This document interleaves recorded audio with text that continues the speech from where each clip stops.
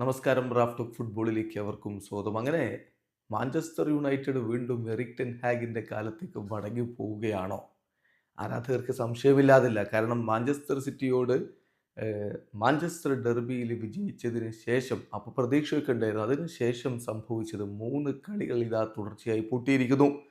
ടോട്ടനാമിനോട് 4-3 തോൽവി, ബേൺമൗത്തിനോട് ഏകപക്ഷീയമായ 3 ഗോളുകളുടെ തോൽവി, ഇപ്പോൾ വോൾസിനോട് ഏകപക്ഷീയമായ 2 ഗോളുകൾക്ക് തോൽവി. 2-0 തോൽവി വോൾസിനോട് ഏറ്റുവാങ്ങുമ്പോൾ വോൾസിന് വേണ്ടി ഗോളുകൾ കണ്ടെത്തിയത് മാത്യൂസ് കുഞ്ഞയും ഹോങ് ഹി ചാനുമാണ്.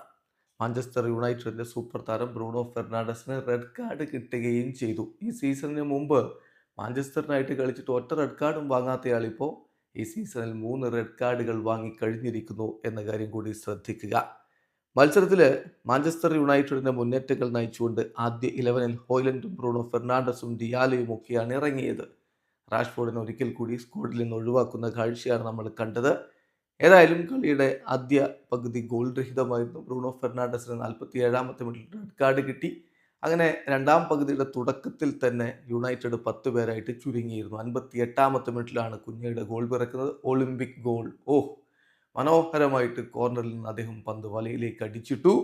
അങ്ങനെ 58-ാമത്തെ മിനിറ്റിൽ വോൾസ് ലീഡ് എടുത്തു. കളിയുടെ അവസാന ഘട്ടത്തിൽ ഹോങ് ഹി ചാനു കൂടി ഗോളടിച്ചപ്പോൾ ഏകപക്ഷീയമായ 2 ഗോളുകളുടെ വിജയത്തിലേക്ക് വോൾസ് കടന്നുപോയി.